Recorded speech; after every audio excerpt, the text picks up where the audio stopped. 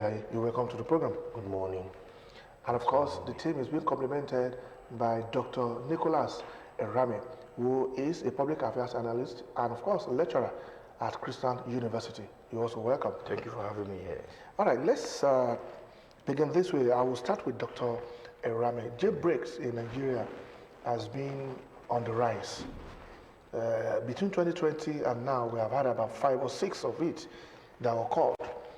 And up till now, some inmates are still at large. They have not been traced among the members of the public so that they could return to the correctional centers and serve their terms outright. Now, what does this portend for the nation? Because when you look at the frequency it happened, you cannot but also be concerned about it. That why will it happen in that quick succession? Yeah, thank you for that very good question. You see, we cannot isolate jailbreaks from the larger insecurity the country has been faced with. In fact, it's an offshoot of it. But if you notice, in recent times, with the increasing activities of Boko Haram, ISWAP, IPOB, and some other things like that, the jails themselves are very filled up. And some of them, their members are also in a desperate move to release their colleagues who have been held in jails. And so for that reason, there have been some persistent jailbreaks all around, which is not unexpected because the level of insecurity and in terms of the level of arms and ammunition that have been proliferating around the country over time has become so worrisome. Just 2 days, 3 days ago, I think the House of Reps were saying they want to investigate a whole lot of weapons that are unaccounted for or that could not be traced again. And now you ask yourself, where have these weapons got into?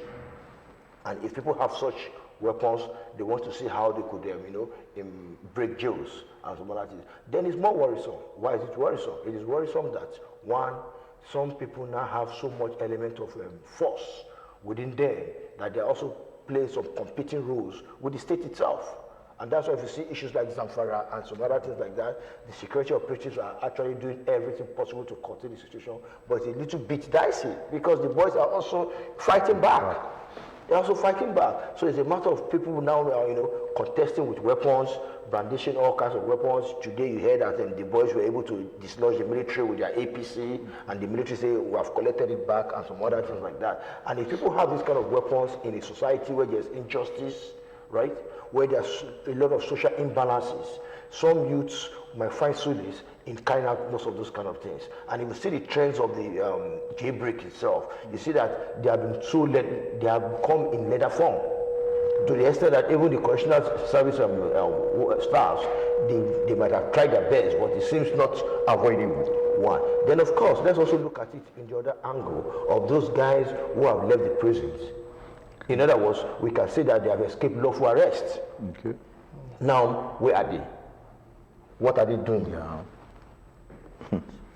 All right. Now, let me take on the barrister because I think there's always a synergy with the lawyer, with the law, and the police, with custom, with the prison. Is it really possible for there to be a jailbreak?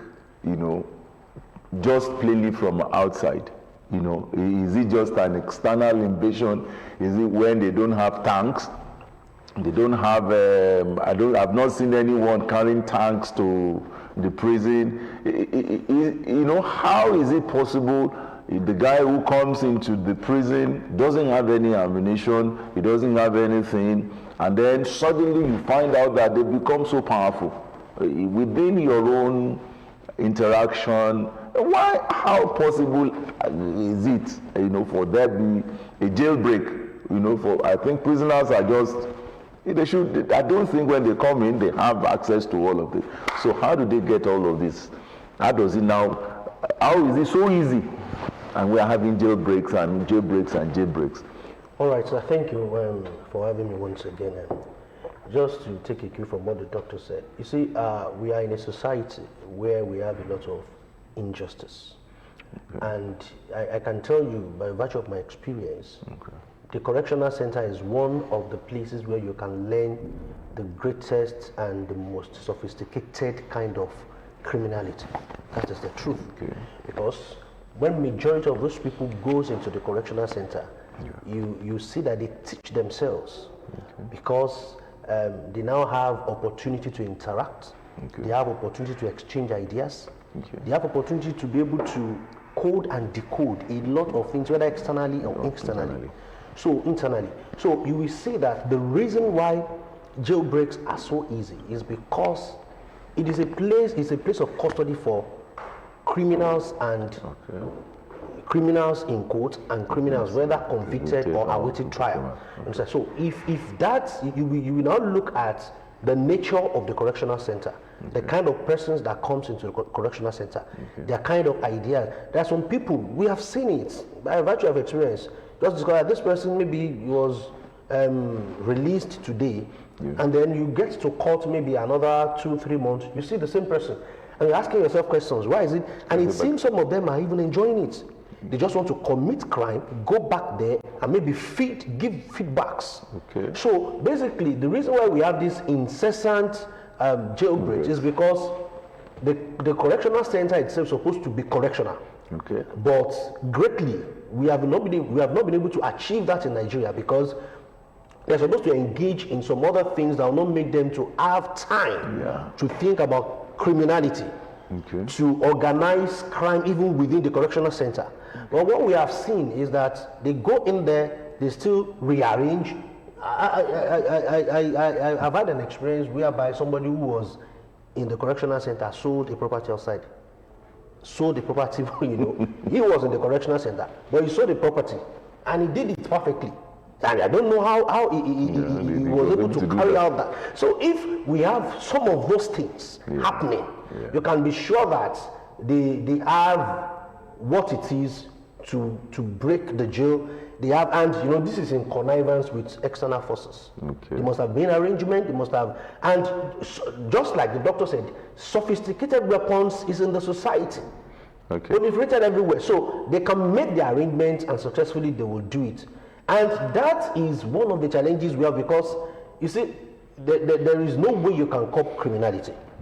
It is now for the government to step up their ability to be able to curb it wherever it is, whether within the community, within society, or even in the correctional center. So for me, I will, because that is the school of thought I belong to, I will always blame the government for that. I know we have challenges, that is the truth. But the reason why we have people in leadership is to be able to face our challenges. So the challenge of jailbreak is as if it's overwhelming to the government and to people who are, equipped to be able to protect. Pastor George, when you said a criminal who has just served out his time will intentionally go back to society and commit another crime for him to go back to the correctional center. Now, is that not a reflection of what is happening in the larger society? Because the newspapers came out this morning to say that 91 million Nigerians are below the poverty level. Now, this is somebody who has been in the correctional center for, let's say, 55 years minimum, and is coming back to the society, no job, no guarantee of social security, and the likes of that. So, don't you think the larger society has a role? When I say larger society, I mean the government, the people, and the institutions that we have. There is little that the people can do. And the reason is because most of the resources that we are talking about is in the control of the government. And you see, if the kind of things we experience in this nation, if they are not happening, a lot of people will come back. Even right there in the correctional center, they will have been corrected. Because that is the purpose of the correctional center. They will have been rehabilitated, reorientated, they will have been, reformed.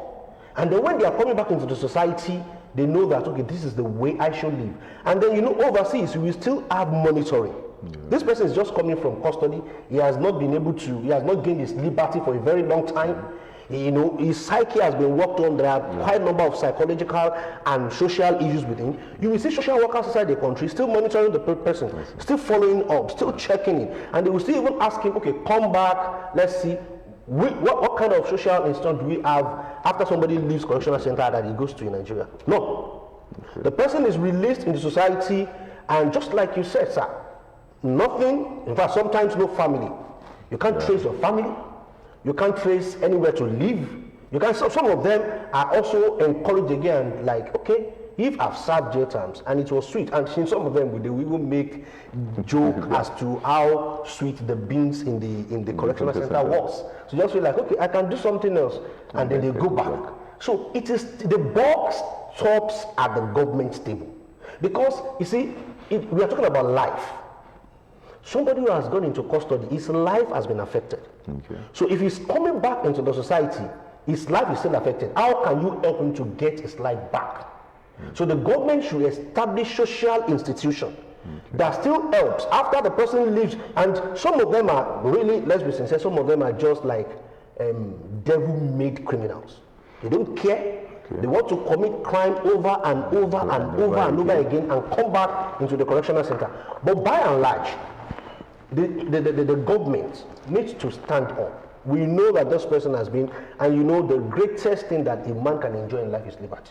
Okay, Dr. Rabi, freedom. Yeah. Insecurity has been a recurring decima, and that is why you adduce your point to the fact that the level of insecurity could not but be dissociated from what is happening. Now, the federal government recently, to the Minister of Interior, Abeokuta, said any attempt to break into the correctional centers by anybody should be resisted by the security agencies, and there was a clear-cut instruction: shoot on sight order. That is, these people should not be spared. Their lives should not be spared for making any attempt to do such. Now, looking back into the society again, the insecurity is still persists. The level of moral motivation of the security personnel, one could say, is not that high as such. And even talking about having access to weapons that they could also use to curtail criminality in society, that also calls for questioning. So what would be your take here that shoot on sight order in a democratic setting would, however, in a way, solve the problem? Well, you see, when I heard the order, it reminds me most of the military terms. Anything you see, ensure it goes down. Now, we're talking about two audiences in this context.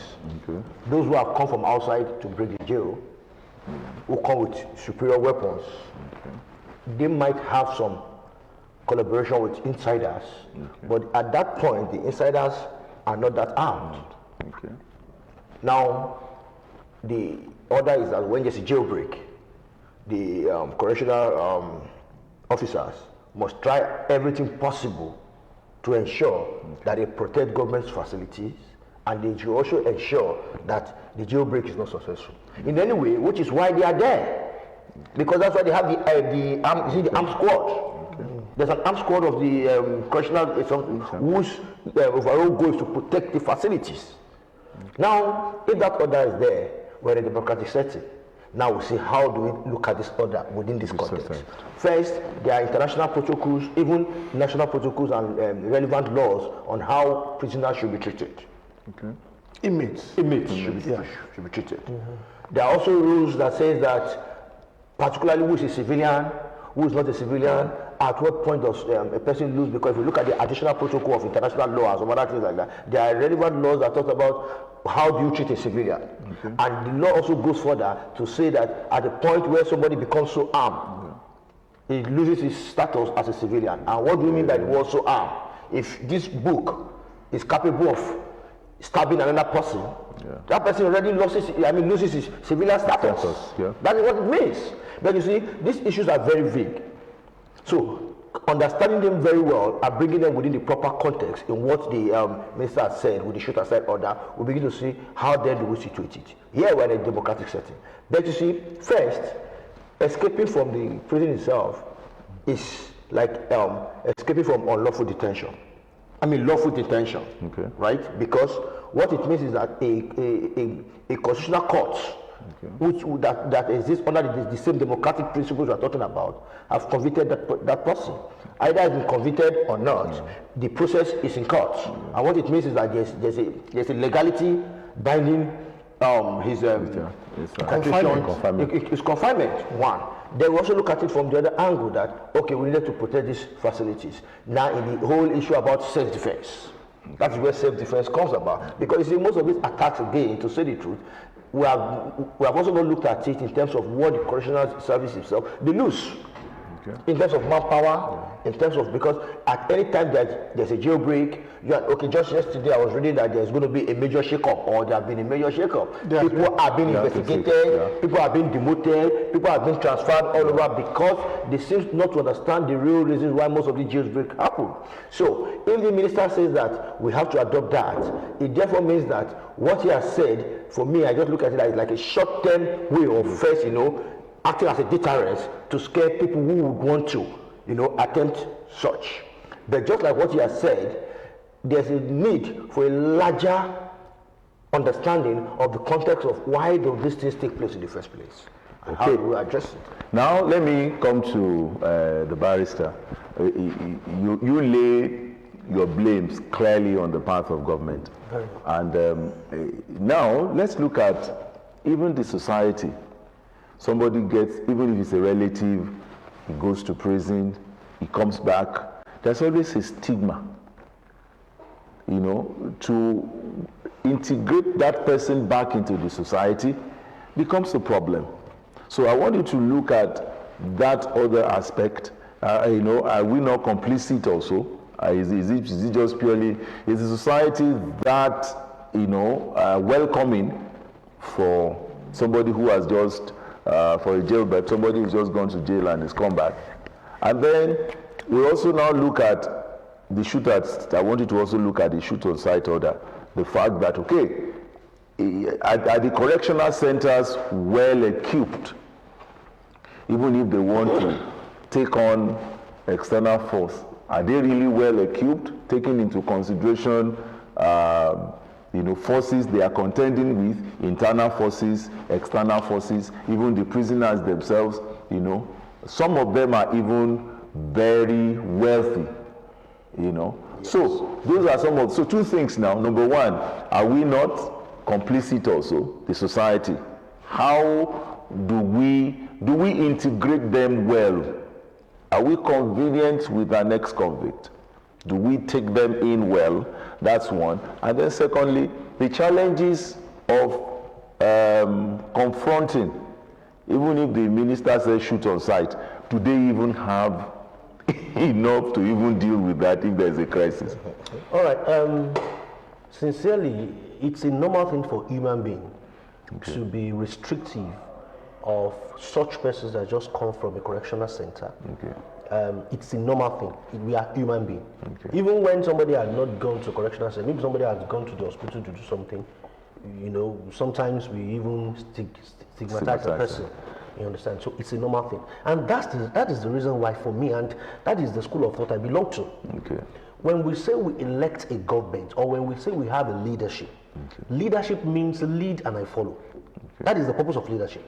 And I don't know when last, I don't know whether they do it, I don't want to castigate now, but I don't know when last I hear a National Orientation Agency, NOAA, orientating people about things like this. I don't know, there are institutions that we have established but are not very effective. They're not doing things that they're supposed to do. And like I said earlier, if a person comes back from the correctional center and the people around in the community, in the immediate community, wants to start to stigmatize the person, it is the responsibility of a social worker to ensure that the persons also get the person returning, an inmate that just being freed, gets the person integrated back easily. Family members, the community. And that is the reason why everything we do in Nigeria should be community-based, should be local government-based. So that most of these things, when it happens, we can work up. For example, an inmate is being released. There is no even record at the local government that an inmate is released into that local government. There's no record that an inmate is released, even if there's a record at the correctional center. What does the local government know about the fact that in my own immediate community and environment, an inmate has just been released today? The day they will be released, there are supposed to be a lot of people welcoming them. From the local government, from their family members, from the social workers, bring them in, give them new clothes, then you begin to do the orientation. So basically, the government has a lot to do, and that is the reason why when anybody is seeking an elective office, I look at them. What actually do they think they want to go and do? Because it's a whole lot of work an assignment. That's number one. Then they shoot outside order of Mr. Minister. For me, it is against the law. Okay. Even somebody who is trying to break from the jail is presumed to be innocent. That is the law. That is the constitution. It's an innocent man. Okay. You understand? The fact that, yes, he's in custody, we have him, and he's trying to break out. I don't believe that, because if you know the worth of the life of that person, you will not want to shoot and kill the person immediately. And that is the reason why I said earlier, the government needs to beef up their ability. And that is still going to that same question, the ability and capacity to be able to intelligence gathering. You know, it is always sweet when you see security outfits, security officers, agencies, when they nip crime in the board. Before it happens, they expose them. It's not that after it must have happened, or it has happened, then we now start carrying gun to shoot. So for me, it progresses from number one. We need to have a responsive, responsible, reliable government. Leadership. Number two, that order is against the constitution, because for me, that person is still presumed to be, he has committed one offense, he's in custody, he wants to commit another one. He's presumed to, because right to life. Now, I want to take you up on that presumed to be innocent, because assuming now, if we draw that, I've had this long discussion with lawyers and all of that. You say somebody comes into my house, breaks into my house, you know, and then he is intending to kill me. Am I to presume he's innocent until the court of law you know, confirms him to be so? Exactly. You see, does that make sense? when the person is actually fully armed. Fully armed. Just like what I say, presumption of innocence does not work at that particular point in time. Protect yourself. About that conversation. Just like I said, want to talk about self-defense. Because even the average correctional service officer must have left home that morning and told the family, I'm going to work. I'm going to be back by 4. And he has arms and ammunition, and people are coming from outside to attack them. He wouldn't, the guns he has with him is to shoot.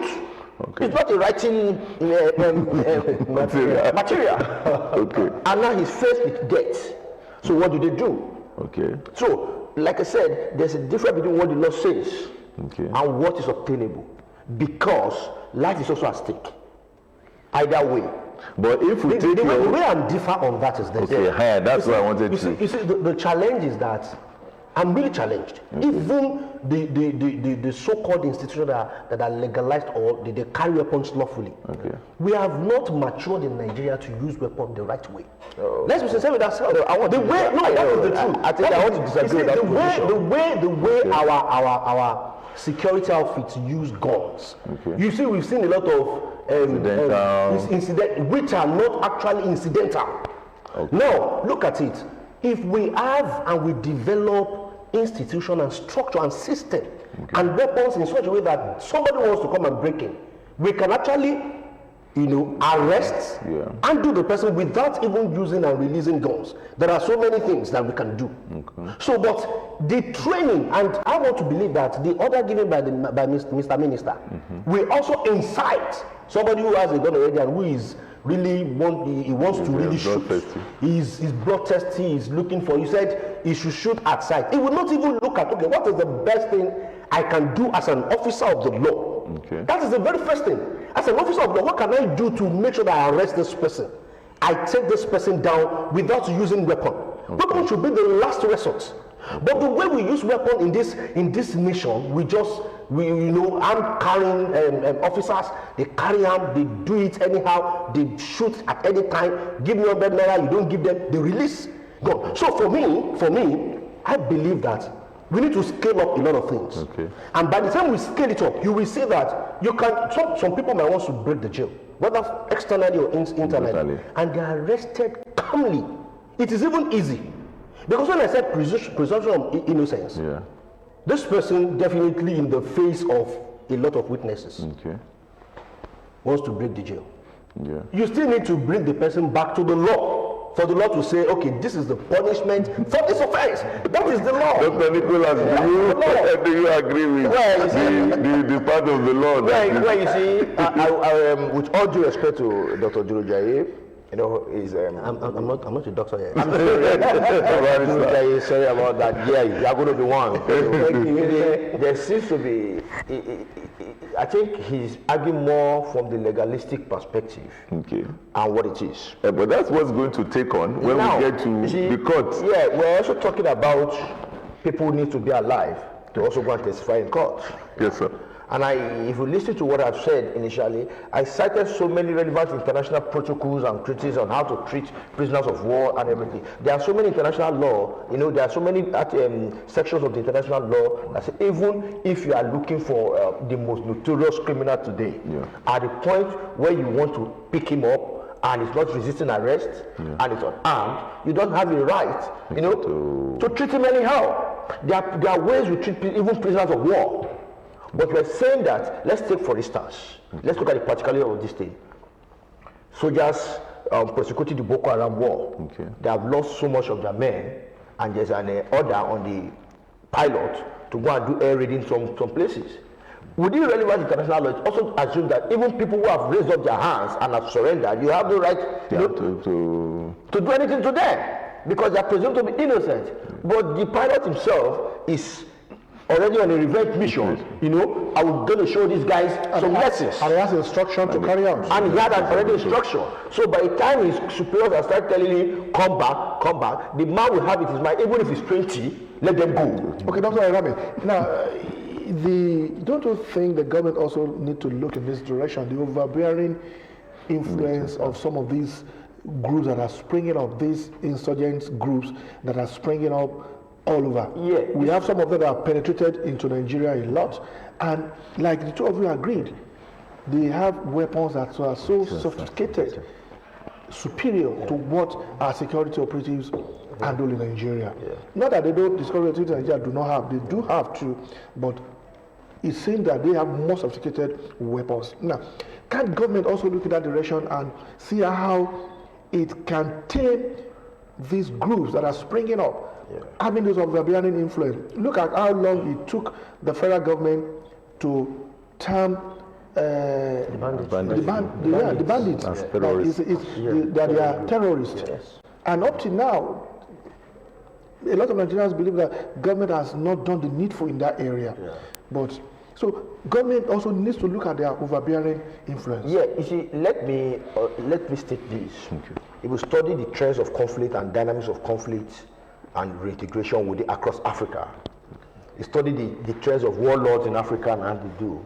So let's take issues of Mali, South Sudan, and some other countries like that. You see that regardless of several peace agreements entered into, there's always a relapse.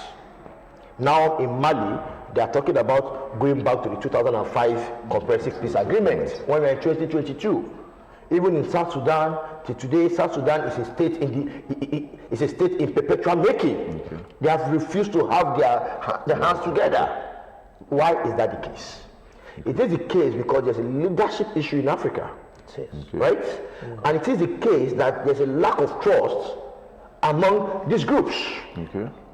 Somebody who is a warlord, who received the same accolades like a governor.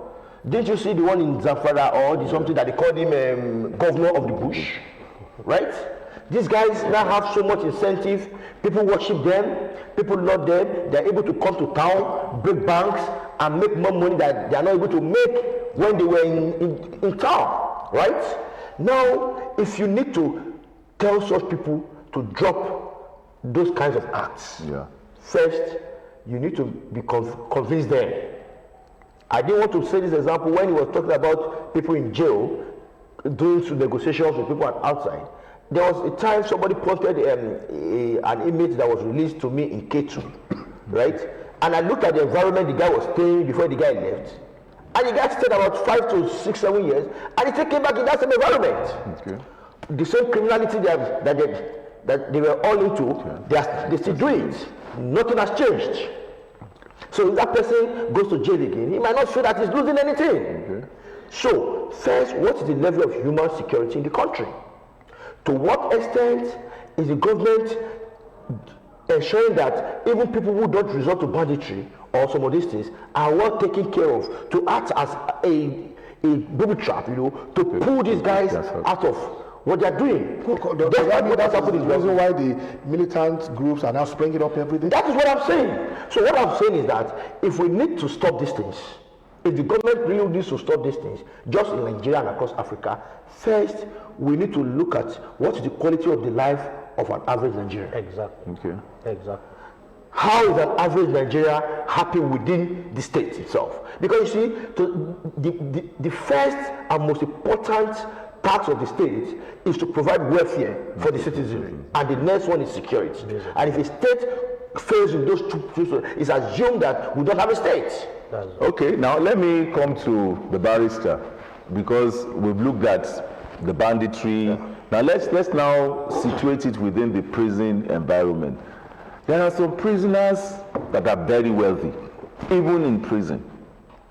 We see them. There's even a soap running now on DSTV on Africa Bench. There's one criminal inside that prison who is Mama K. Mama K controls people who even right from inside the correctional center. You understand? Now, how do you now handle? How does a prison officer who is not well paid, who has challenges, you understand? Who is battling with, well, we could say, well, who is well paid? But then the point is, somebody is now flashing. So you find out that how do they now get this powerful? And how do you now control them with the frailty of the officers of the correctional centers who do not have enough to face? So it's the same thing. I'm just trying to juxtapose the banditry now to the... Exactly. You see, let's even bring it home. Okay. It's not something hidden. Let's bring it home to our own King of Boys. Okay. By Kenya Adetiba. And you remember in King of Boys there is Otumba, who was in the prison and was still very powerful. That is the system. That is the injustice we're talking about. And sincerely speaking, if a rich man is convicted and is still very rich and powerful, then what is the essence of conviction? Okay. And you will now think that people do not see. People do not know. Okay. People see and people know. Okay. People are the ones that even give information. But people will say that, the guy who is not convicted is aided by lawyers. I'm sorry, I'm not saying anything. I'm just trying to quote what people say. That will be a misnomer to say the person that is not convicted is aided by lawyer. No, and it's an opportunity, and I appreciate bringing that out. Okay. A lot of people have misconceived the work and the purpose of a legal practitioner. I look at the law, I look at the offense committed, even if it's a crime. But the law says this and this, the facts.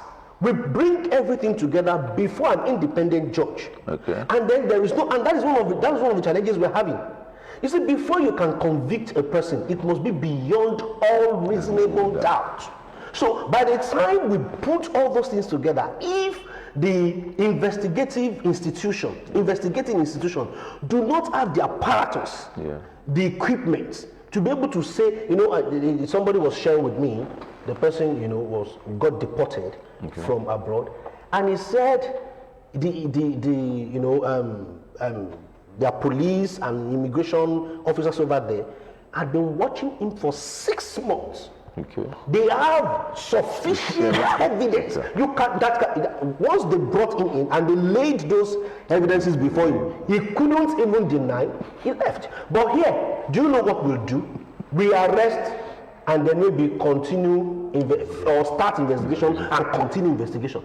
Then we conclude investigation, have sufficient, then arrest and then prosecute. So the challenge is the so-called persons who is in custody in correctional center, who is supposed to be derobed of his power, of his influence, of his affluence. The person is still in correctional center as powerful or even more powerful than somebody who has no liberty.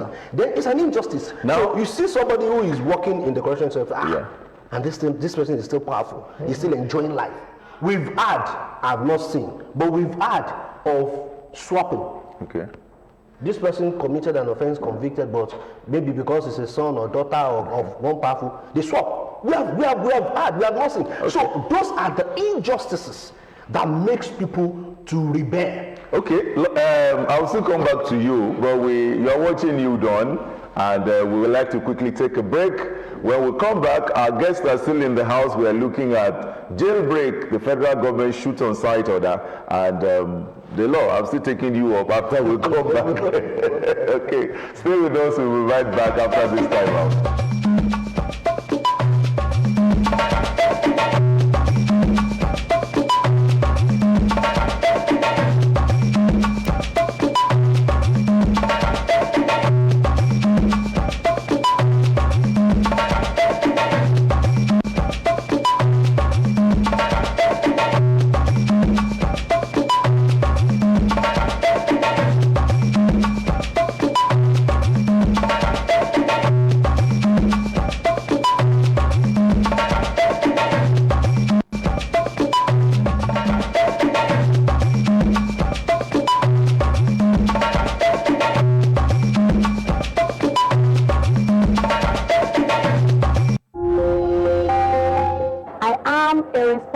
Students.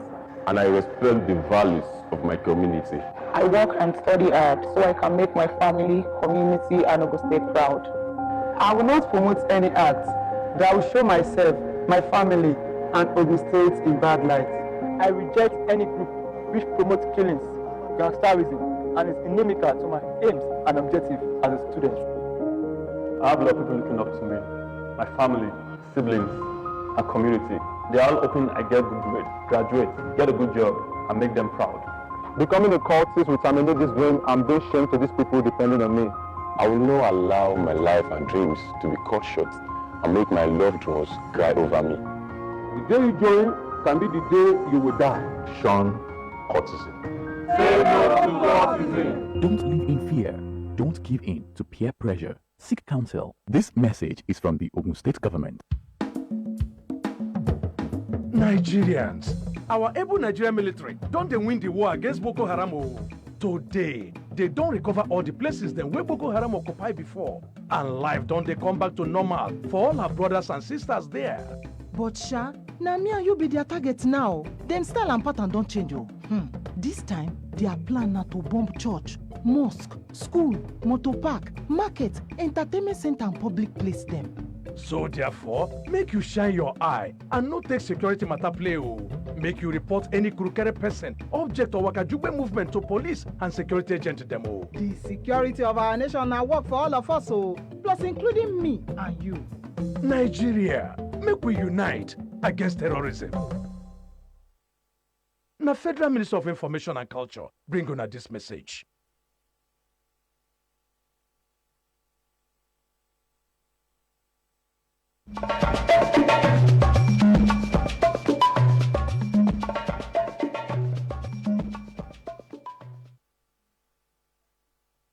Welcome back. You are still watching You Done, and by the way, this program is live on Facebook. You could join the discussion. Ogtv, just log on to Ogtv and join the discussion. We'll take your comments. You could also be part of this discussion. We are looking at jailbreak, the federal government shoot on sight order, and we're trying to look at the different dimensions. Just before we went on the break, I was trying to talk to the barrister, and I was saying that, okay, why is it, because we are looking at so many factors now, why is the law so quickly commits, the one who is less privileged than the one who has much more money? It's easier to send somebody to jail for stealing 50,000 naira. And you have a lot of them in the prison. Some of them don't even know why they are there. And then the guy who steals billions will just come and tell you he's sick. And then the case drags on and on and on and on and on. And then, is that okay? Isn't there a way we can work around this thing? You see, number one, I know that ordinarily life is not balanced. Naturally and ordinarily life is not balanced. Yeah, you're talking like a lawyer now. No, that is the truth. That is the truth. Okay. Life is not there is the mighty and there is the small. There is the strong and there is the weak. Okay. Life is not balanced. Okay. But however, like I said, the responsibility of government is also to do check and balances. Okay. Life is not balanced, we know. Okay. But when we see a government that is doing check and balances between the weak and the strong, you know them. Okay. If you see a government that is doing a balance between the very powerful and the less privileged, you know them. Because that is the purpose of coming into the office. Okay. And I want us to understand that most of these things are not the responsibility of lawyers. What about the lawmakers and where the law was made? And that's one of the reasons why I usually take on the draftmen of our laws. Okay. When the draftmen of our laws were drafting those laws, what was going through their thought process? What were they thinking about? But the draftmen of the laws, are they not lawyers? No, majority of them. Sometimes, if you get to the what do you call it? House of Assembly, State House of Assembly. You get to the National Assembly, the House of Rep, and majority of them are not lawyers. In fact, just few of them are lawyers. Okay. And if you see those ones who are lawyers, you see what they do. You see quality bills that they churn out. You see bills. You see the way they follow through with their laws.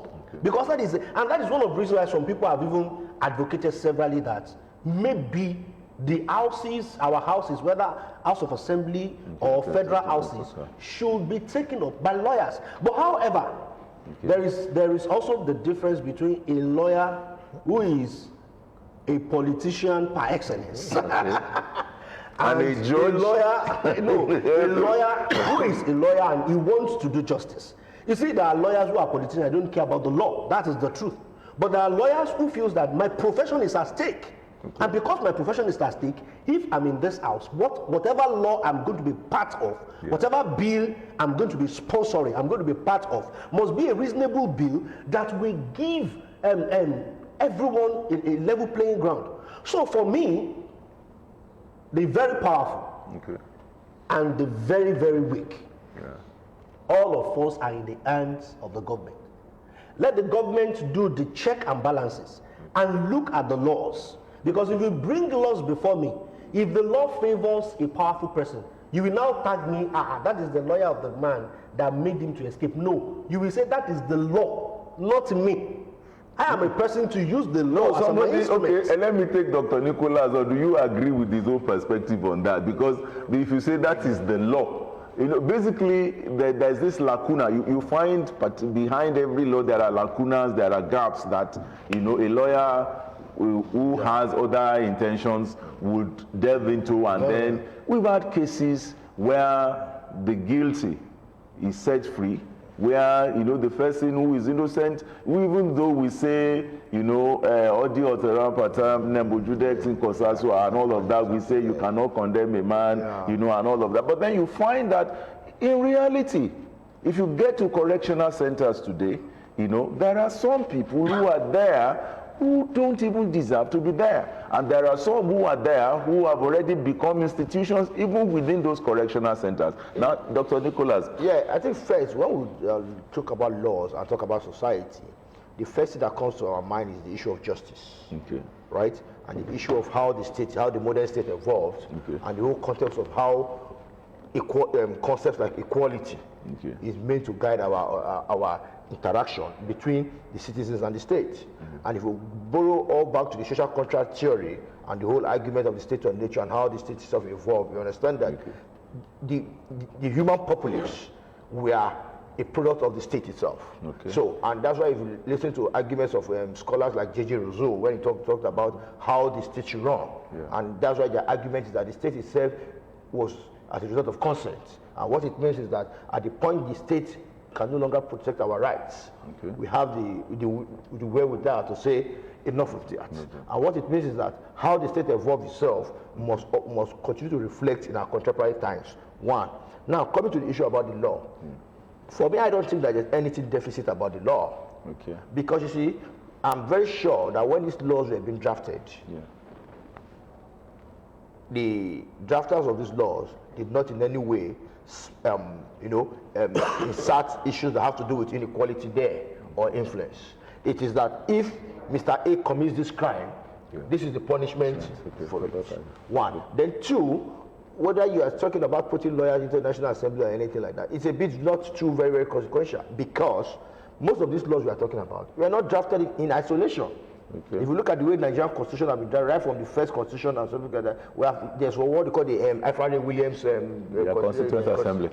And all that things like that. And I'm quite sure that even if they're going to make a law today, particularly that has to do with the legal aspect of it, there's no way that House of Assembly members will do that without consulting widely, particularly in terms of gurus in the legal profession.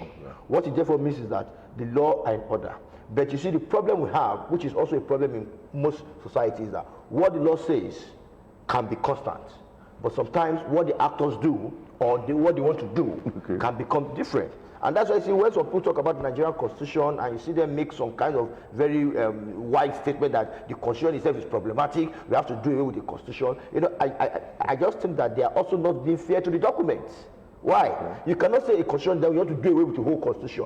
What are the vestigious aspects of the constitution you think that are problematic? And let's bring them out. Let's address them. And if there are some places that need to be improved upon, we improve upon them. But we don't just wake up and say we discard the whole constitution. It does not really make sense in normal practical experiences. And what it therefore means is that if we have a law system or a legal system that seems to be discriminatory, itself can bring that. We are talking about the question of injustice. See some of the cases you cited and some of the, I think I've heard some of this story. There are some people in court, in jail today, that they have businesses in jail. There are some people who have been 10 years, 15 years awaiting trial. And that's why you see sometimes some judges just see an image and immediately the judge say, go home. Because the judge would have said, but I've also taught it in his wisest wisdom that even if this guy was convicted, I'm not sure that this guy would have been convicted for less than 5 years. And this guy is staying 15 years awaiting trial. So what else is in the case? The case just dies a natural death. They say, young man, go home. And that is what it means, is that there's serious injustice in the system. So if we want to argue that there's inequality and would allow it stay, or would continue to keep a blind eye to it, we never can tell who's going to be the next victim of it. Okay, now, Barrister Adurojaye, the shoot on sites order by the federal government due to the incessant jailbreak that we have witnessed in the last 2-3 years in Nigeria, could it translate to the fact that government is hiding behind one finger because of its own inability to control, to protect the facilities or correctional facilities across the nation? Because shoot on sight could also mean that innocent, like you rightly said, innocent civilians, when it occurred then, could be victims of this. What would be the compensation for them? Are they not hiding behind one finger? That's the reason why I said, for a person, I feel that when somebody assumes an office in the political setting, there should be a lot of thinking, deep thinking. Even when we want to make statements, we think very deep. That this statement I'm going to make, what will be the public impact? What will be the public implications? How will the reactions come? For me, it will have been a better way if the government looks at, okay, we are having incessant jailbreak. What is the cause? What is the root cause? How do we go about it without even using force? I've seen different kind of series on the TV. And some of those series are a reflection of what happens outside the country. You will see that over there, a lot of law enforcement agents, it is a rule. First of all, you don't engage. Even if the person wants to engage you, you are trained not to engage the person, because their psyche is that we want to catch this person or arrest the person alive so that we're able to get further information. For example, somebody who attempts to break a jail whether from inside or from outside, if you're able to get the person, you can actually get further information. Maybe there are still going to be further jailbreaks in some other states. What are their plans? You can get it. But if you kill the person, how do you get information? So for me, instead of government asking, correctional center police, the police in the correctional center to shoot at sight, it is better to say, okay, there are ways we can make sure that those people who want to break the jail, we arrest them. There are weapons, there are other things that can be used. What brought about the production of rubber bullets? Because the damage that ammunition has done to people, to human life, is unquantifiable. And there is an effect of rubber bullets. If you say there are other weapons that can be used, and you started the issue of rubber bullets, perhaps maybe that is the only language the criminals, the so-called criminals in court now that may want to attempt jailbreak will understand in Nigeria. That is why the minister has said that. No, I don't believe, and that is the language they understand. I don't. I am not one, and I will never be one by the grace of God. But what I'm saying is, even if that is the thinking of an inmate, you are supposed to think for that inmate that you can't lose your life. If you have made up your mind to die, we will help you not to die, to ensure that we bring you to justice. That should be the thinking of leaders. So, for example, this person wants to break jail, and then you think that the best you can do is to kill the person.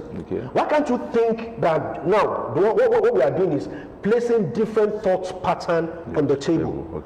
I am a lawyer, I have this case, how can I approach it? I can approach it this way, this way, this way. What is the best approach? So, governance, government, leadership, whoever is in that office, what is the best approach to this jailbreak? This is the best approach. This is an approach, yes. Shooting at inmates who wants to break out is an approach. I don't agree, I don't disagree with that. But can there be better approach or approaches? Yes, there could be. If we can have those other ways in which we can nip them in the bud, not to shoot them. I would prefer that as a Nigerian. For example, if the person wants to break jail, like you rightly said, there was a mistake and a civilian is shot, or even in that environment, and most of our correctional center, if you look at it, you have residential around them. If something should happen and they have their weapons, the police have their weapons, and they start shooting, and it turns to something else, how are we going to do it? So intelligence gathering, approaching it in a better civil way, I would prefer as a person and as a citizen of Dr. Raman, let's quickly look at it. Referencing the yearly release of inmates that have been considered, maybe they have shown their remorsefulness and they are ready, they have turned a new leaf, they are ready to go back to the society. That has been a means through which the correctional centers are being decongested. Now, can't government look in the direction of decongesting the correctional centers to avoid situation like this of attempt jailbreak that has been on the prowl in the last 2-3 years? Because some of them, like you do, we agreed, some inmates are there, they have not been tried for the past 5-10 years. Some of them are even innocent of the offense that actually took them to the correctional center. So can government also look in the direction of the congestion and increase the speed? I think let me just start by picking a statement about what he said first before I come to that question. We talk about the issue of shoot on site policy. Like I said earlier, you see, first we are looking at two audiences in this context: prisoners, inmates, and those who are coming from outside with weapons, right? So we need to say the shoot on site policy. Who exactly is it being addressed to? One. Then we also look at it in the broader game, and that's why I concluded to say that policy could be like a short-term policy, or could just be a policy that aims, like, say, deterrence, to ensure that we scare people. But what is also fundamental is that most of these facilities really need to be protected. The whole idea of having prisons among communities where people now share fences with prisons themselves, and should not be tolerated. One, the government also needs to beef security about these facilities, and also protect the lives of even the correctional service workers themselves, because they too have a life to live. That's one. The two, when I talk about government, the congestion of the prison and everything like that, to say the truth, I think I've not really been, I'm not a fan of visiting prisons. Okay. But some of my friends who have gone there, and some of these stories we read, in fact, some of the pictures you see, some depicting pictures of about so many criminals stuck in one window trying to scamper themselves. The facilities are overstretched. And you see, even though the correctional service officers might not come out and to tell us the true position of the things, but deep down there in themselves, when you say a facility is made to house 500 people and you have about 1,500, 2,000 there, it's a natural thing.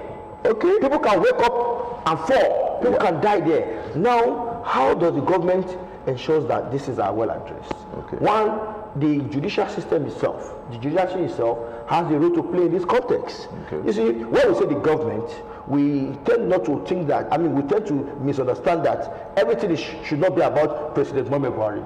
We have a judiciary which has that power to make some of these very mouth-watering recommendations and see. First, let's look at the justice system. Okay. How are people convicted? Okay. Some of the judges who have convicted people wrongly, is there a room for, restitution? For restitution, one. Is there a room for, no, we have to look at these things from... Okay, we have to take a fall from River State. Yeah. You're welcome to New Dawn. We're looking at the shoot on sight order. Good morning.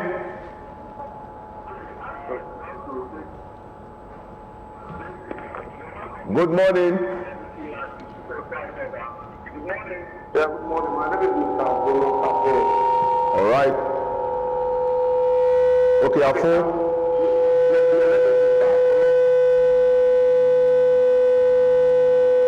We can hear you. Okay, I think we've lost him.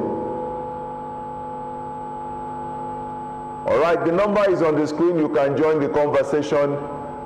We're looking at the shoot on sight order of the federal government. Now the law, let me come to you on intelligence gathering, or you still want to say something? Yeah, let me just round up. Okay, doctor. So you see, when we're talking about how to decongest the prison, first you heard that sometimes some governors, maybe celebration of either Christmas or Salah, they say they have releases some inmates and everything. It should not even be more like an occasion. It should have been a regular issue. There need to be first like a committee of maybe retired judges who should, even if it means every month, you go to these prisons, you look at these case files, you look at this, look at the merits of the case, and look at, because there are a lot of people who don't have business being in prison.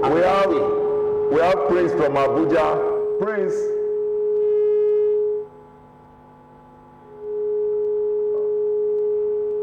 Okay. I'm not too sure Prince is still there. Let's go on. Yeah. So people who don't have business in prisons, if they must stay, there's every tendency that they might want to say, they might become, bastardized. That thinking might become bastardized to the society itself. And what it means is that the retired judges must stand up to the task. Even the judiciary must stand. Because you see, if the eminent judges go about these prisons and say, we have found out that these guys do not have business here. Yeah. I don't think the presidency will say no. Yeah. Because there's a need. They will also look at how do people stay 15 years and waiting trial. Yeah. Can we also go the way of carrot and stick approach where you grant some people amnesty? Amnesty like we saw to the Niger Delta, those that have repented among them, they were granted amnesty. Some are even sponsored abroad to further their education. You see, like I said, when I talked about the issue of warlords in Africa and everything, any framework you want to adopt, to get peace, so far it's within the parameters of both parties thinking that it's a win-win situation. It's a very welcome development, because we are talking about people who don't see themselves as members of the society again, either because of the way they have been stigmatized or the way they have been treated. So if these people need to, drop some of these things, the government can, amnesty is not, there are no countries where they don't do amnesties for people. You need to, in fact, it goes beyond amnesty, it's confidence building. I need to be sure that I'm accepted into the society. I need to be sure that I belong to this society. And if the society is taking care of some of these issues, that itself could say, okay, I'm not longer interested. Although we have some deviant cases that regardless of what you give them, they are likely going to go back to crime. Okay, now let me take on. You add it to what you want, because you were talking about intelligence gathering. Can we really say we have, effective intelligence gathering even within the police force? Can we actually say, not to talk of the correctional centers now, because when you are postulating all that, okay, favor. Not favor from Port Harcourt. Favor from Port Harcourt. Okay, I think we've lost favor. Okay, let's go on now. So, can we really say we have an effective intelligence system that preempts a jailbreak? Or can we really say that the structure we have on ground, not even within the correctional centers alone, even within the police force, do we anticipate, do we have an anticipatory system that nips evil in the bud? So you could add that to whatever you wanted to say. The question is, for me, I believe that it is either we have it, we are not using it. Okay. We decided not to use it, or we don't have it at all. It's either of the two. Okay. Because from what I've seen over time, you ask yourself, to be sincere, go. We don't even need to go. Let's go on the internet and hear how Nigerians are doing very well. Okay. Very well in different aspects of life, and even more importantly, when it comes to intelligence, when it comes to policing. Okay. We have Nigerians who are police officers in the United States, in the UK, and you see the way. Okay, go ahead. The way we are, especially as Nigerians and Africans, we are blessed with some capacity. Okay. And that is what we are supposed to do. And I believe that even intelligence gathering should be locally situated. Okay. And that's the reason why most of the time we have agitated for community policing.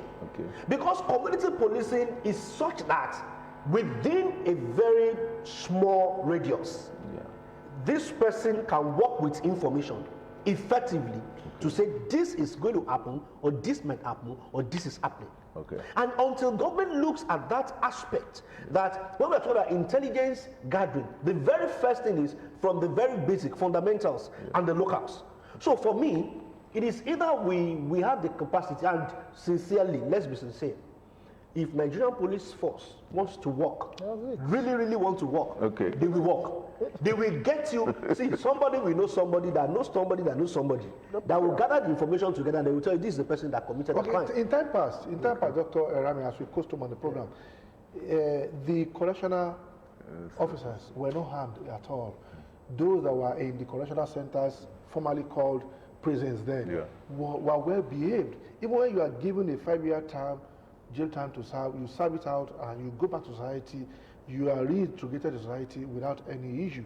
But now the reality on the ground is that a lot of people are agitated, and due to the fact that the economy is in balance, a lot of things are happening within the society, that even if somebody who even prefer to commit a crime, get to the correctional center where he or she is guaranteed 3 square meals in a day at the expense of law-abiding citizens, taxpayers outside there. Now, they have been introduced to carrying weapons, and yet we're having jailbreaks. What other factors do you think can be adduced to these, when in the past people are inmates are well behaved? There is any thought of having a jailbreak, either from within or outside, and the likes of that. Yeah, you see, what causes jailbreak could be from, in fact, some people must have watched a lot of movies, and they want to put it into practice. Some people can have some bottleneck anger for the system, and they want to show their commando style. Some people can also think that the system itself is not a fair system, and for that reason, they think that they want to get back at the system. One. Then we talked about the former prison officials who are non-correctional service officials. Their own attitude. Has he also, triggered jailbreak?